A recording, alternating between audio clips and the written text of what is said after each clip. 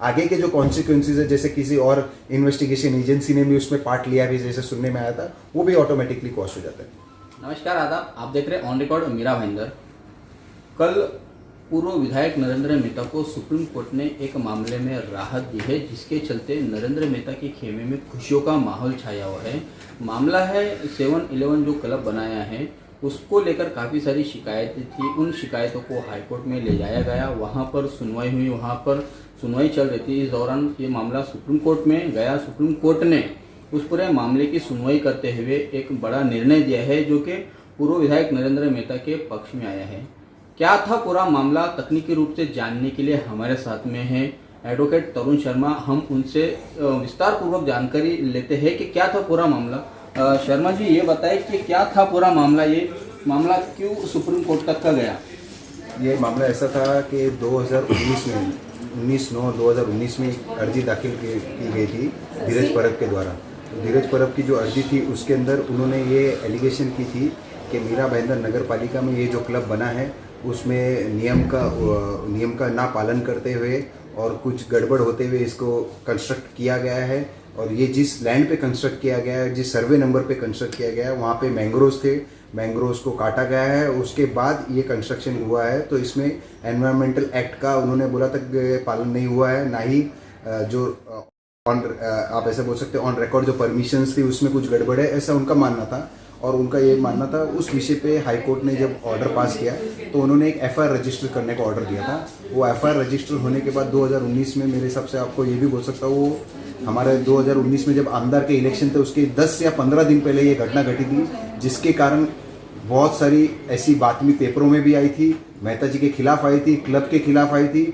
जिसका नुकसान हमें इलेक्शन में भी हुआ। मेरे क्लाइंट को मैं ये बोलना चाहूँगा।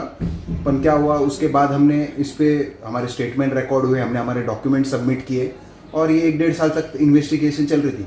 पर जैसे ही ये सरकार बदली उसके बाद ही कुछ अचानक, जैसे जनवरी-फरवरी के बीच में ये matter all of sudden EOW में ट्रांसफर हो जाता है। तो ये मैं भी पिछले 11 साल से प्रैक्टिस कर रहा हूँ, मेरे लिए भी एक शॉकिंग था कि एनवायरमेंटल का केस ईओडब्ल्यू विंग इन्वेस्टिगेशन करने लग गई थी, जिनका काम होता है कि वो एक ऐसे मैटर इन्वेस्टिगेट करते हैं जहाँ पे करोड़ों रुपए आर्थिक गुना होता है, उसमें करोड़ों रुपए का कुछ घपन हुआ रहता है, उसकी इन्वेस्टिगेशन थी। तो हमें भी नहीं समझ में आया, तो हमने सुप्रीम कोर्ट में चैलेंज किया।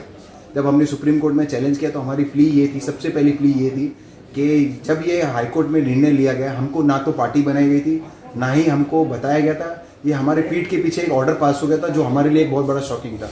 दूसरा हमारा ऐसा प्ली था कि हाईकोर्ट में जो पिटीशन में दस्तावेज उन्होंने जोड़े थे, रिपोर्ट्स जोड़ी थी, कुछ फोटोग्राफ्स जोड़ी थी लॉन्गिट्यूड लैटिट्यूड के साथ, वो लॉन्गिट्यूड लैटिट्यूड हमारे प्लॉट की ही नहीं थी, सर्वे नंबर हमारे थे। आप ऐसा बोल सकते हैं कि रूम नंबर 402 मेरा है, पर ये 404 की कंप्लेन है और ये बोलना चाहता है कि 402 वाला वो 404 के साथ मिला है। ऐसा नहीं हो सकता। तो सर्वे नंबर हमारे थे, पर वो जो लॉन्गिट्यूड लैटिट्यूड वो हमारी नहीं थी। वो हमने सुप्रीम कोर्ट में दस्तावेज भी दिए, डॉक्यूमेंट्स भी दिए। तो सुप्रीम कोर्ट को भी कहीं आप ऐसा बोल सकते हैं कि सुप्रीम कोर्ट को भी ऐसा फील हुआ कि इसमें जो हाईकोर्ट ने ऑर्डर पास किया उसके अंदर इनको सुनना बहुत ज़रूरी था।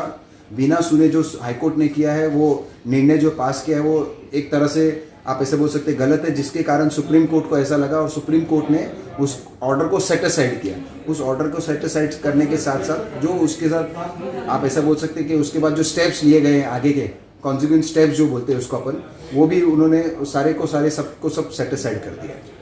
शर्मा जी, इस बात का मैं जानना चाहता हूँ कि कोई हाईकोर्ट में अगर किसी मामले को लेकर जाता है तो वो क्या ऐसे झूठे या फर्जी या वो बोगस इस तरह के दस्तावेज लेके जाते हैं, उसमें सच्चाई होती है तभी तो वो जाता है ना। जैसा आपने कहा कि लैंगिट्यूड लैटिट्यूड ये जो बताए गए वो गलत थे, 402 और 404 रूम की आपने जो बात की, हाईकोर्ट में कोई इतना मतलब छूट कैसे लेके जा सकता है?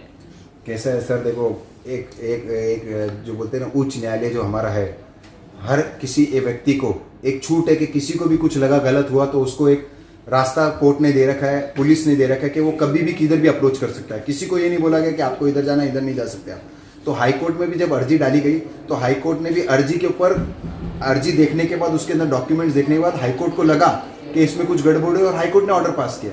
मैं ये नहीं बोल रहा हूँ कि उन्होंने गड़बड़ की, मैं ये बोल रहा हूँ कि हाई कोर्ट ने जब इनको सुनी तो हाई कोर्ट ने सिर्फ एक पक्ष को सुना और एक पक्ष के डॉक्यूमेंट देखे। हम ये नहीं बोल रहे आपको हाईकोर्ट के समय अगर उनको इतनी तकलीफ थी हमारे कि हमने कुछ गलत किया है तो उनको हमें पार्टी बनानी चाहिए थी। अगर वो हमें पार्टी बनाते तो हम भी हमारा पक्ष रखते थे, हम भी डॉक्यूमेंट दिखाते थे जिससे ये साबित हो जाता क्या सही है और क्या गलत है। हम ये नहीं बोल रहे कि किसी ने फर्जी दिया, और कोर्ट के अंदर फर्जी डॉक्यूमेंट अगर कोई सबमिट करे तो यही एक बहुत बड़ा क्राइम है। मैं ये नहीं बोल रहा हूँ कि उन्होंने फर्जी डॉक्यूमेंट दिए, उन्होंने लैंगिट्यूड लॉटिट्यूड जो है उनको मिस रिप्रेजेंट किया, या आप ऐसे होते हैं मिस गाइड किया, गलत गुमराह किया।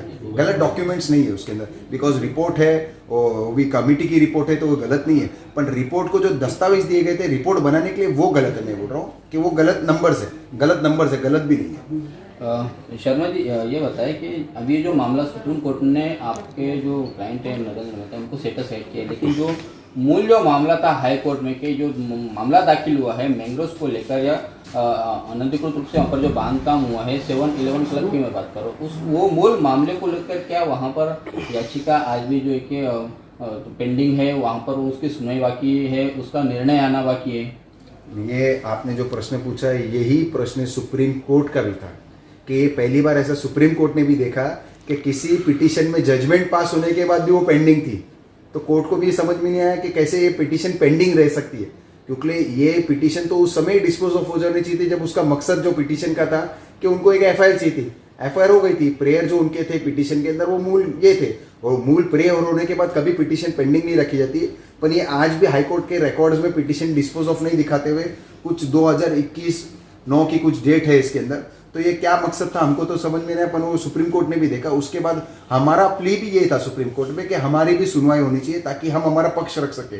क्या है, हाईकोर्ट ने जो निर्णय दिया वो एक तरफा निर्णय था। अब जब सुप्रीम कोर्ट ने इसको सेट असाइड किया, सुप्रीम कोर्ट ने इनको सामने वाले कंप्लेनेंट है उनको ऑर्डर किया है, उनको आप ऐसा बोल सकते हैं कि कोर्ट ने has inform the other side के उनको हमको पार्टी ऐड करना है पिटीशन में, वो हमको ऐड करेंगे। जब हम हमारे डॉक्यूमेंट सबमिट करेंगे फिर हियरिंग होगी, और हम भी यही चाहते हैं कि हियरिंग हो ताकि हाईकोर्ट के अंदर ऐसी पिटीशन जो गलत पिटीशन किसी मुद्दे से, या मैं ऐसा बोल सकता हूँ कि पूरे मीरा भाईंदर को इस मुद्दे से ऐसे गुमराह किया गया था कि प्रॉपर्टी गलत है, ये प्रॉपर्टी को एक गलत लैंड पे बनाया गया है, इसके लिए ये किया गया वो किया गया, वो सारी चीज़ें हम कोर्ट के अंदर हमारे पास सारे दस्तावेज साबित करने के लिए कि इसके अंदर एक भी, जैसे आपने हमारे क्लाइंट ने भी आज इंटरव्यू दिया, उसने कहा कि एक सुई का भी इसमें कोई इलीगल कंस्ट्रक्शन नहीं हुआ, बिकॉज हमारे पास A to लेके Z तक जो परमिशन चाहिए ऑल आर देयर।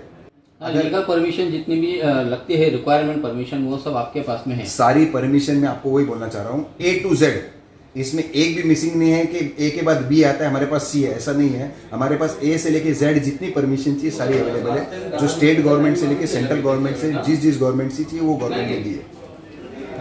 आखिरी सवाल का जवाब दीजिएगा कि जो एफआईआर जो हुई थी हाईकोर्ट के कहने पर, उस एफआईआर के अंदर जो मैंग्रोव्स को लेकर जो मुद्दा था क्या वो आज भी जिंदा है, वो एफआईआर आज भी है, या फिर पूरी एफआईआर ही जो कि स्क्वैश हो जाएगी? ये थोड़ा तकनीकी रूप से इस बारे में जानकारी दीजिएगा। तकनीकी रूप से आपको मैं बताना चाह रहा हूँ, तकनीकी रूप जो है ऑर्डर था ऑनरेबल हाईकोर्ट का 19/9/2019 में हाईकोर्ट ने ये ऑर्डर दिया था that the FIR should be registered and investigation should be carried out. तो कनकिया पुलिस स्टेशन में एफआईआर रजिस्टर हुई जिसका नंबर था 217 if I am not wrong, 2019 में रजिस्टर हुई। उसके अंदर उनको इन्वेस्टिगेशन करने बोला था, उन्होंने इन्वेस्टिगेशन किया, उसके अंदर उन्होंने आरोपी बनाया, उन्होंने आरोपी एक्स एमएलए नरेंद्र मेहता जी को बनाया, क्लब के मालक और चालक को बनाया, और साथ ही साथ मीरा भाईंदर नगर पालिका के आयुक्त और उसके सह अधिकारी को भी इसके अंदर आरोपी बनाया। अब वो इन्वेस्टिगेशन चल रही थी। अब सुप्रीम कोर्ट के ऑर्डर ऐसा है कि the impugn order which was pass on 19/9/2019 is set aside. इसका ये मतलब होता है जो 19 तारीख का जो ऑर्डर था उसके द्वारा जो घटनाएं घटी है, तो उसके द्वारा क्या घटना घटी थी कि उसके बाद वो एफआईआर रजिस्टर हुई थी। तो एफआईआर रजिस्टर वो ऑर्डर के बाद हुई है, वो ऑर्डर से पहले एफआईआर नहीं हुई थी। तो जब वो ऑर्डर सेट असाइड हो जाता तो ऑटोमेटिकली जो एफआईआर है वो भी सेट असाइड हो जाती है। तो आज की तारीख पे ना तो कोई ऑर्डर है ना कोई एफआईआर आज की तारीख पे। मतलब वो जो एफआईआर जो रजिस्टर्ड हुई कनकिया पुलिस स्टेशन में, अब वो एक तरह से स्क्वैश मानी जाएगी। हाँ, आप ऐसा बोल सकते हैं कि 2017 में जो एफआईआर रजिस्टर हुई थी कनकिया में, 2019 हाँ 2017 एफआईआर का नंबर है, 2019 में जो एफआईआर रजिस्टर हुई थी 2017 217 वो क्रॉस हो गई है, और उसी के साथ आगे के जो कॉन्सिक्वेंसेज है, जैसे किसी और इन्वेस्टिगेशन एजेंसी ने भी उसमें पार्ट लिया भी, जैसे सुनने में आया था, वो भी ऑटोमेटिकली क्रॉस हो जाता है। यह है एडवोकेट तरुण शर्मा जिन्होंने विस्तार पूर्वक इस पूरे मामले की जानकारी दी। अगले हिस्से में हम आपको जो क्लाइंट है इनके पूर्व विधायक नरेंद्र मेहता, उनकी भी बात आपके सामने रखेंगे कि उनका क्या कहना है, किस तरह से उन्हें इस पूरे मामले से जोड़ा गया। ऐसा उनका मानना है कि जिस तरह से आज उन्होंने पत्रकार परिषद ली, उस पत्रकार परिषद में उन्होंने अपना पक्ष रखा, अपने बारे में इस पूरे मामले में जानकारी दी और साथ में उन्होंने कहा कि इस पूरे मामले को लेकर उन्हें जो चुनाव में जो नुकसान हुआ है, यही सब वो कारण थे जो अब बाहर आ रहे हैं। सुप्रीम कोर्ट ने जिस तरह से उन्हें राहत दी है, अगले हिस्से में हम आपको पूर्व विधायक नरेंद्र मेहता के साथ में हुई बातचीत का पूरा अंश दिखाएंगे। तब तक आप हमारे साथ बने रहे साबिर शेख और कैमरामैन आरिफ कुरैशी के साथ। ऑन रिकॉर्ड मेरा महेंद्र, धन्यवाद।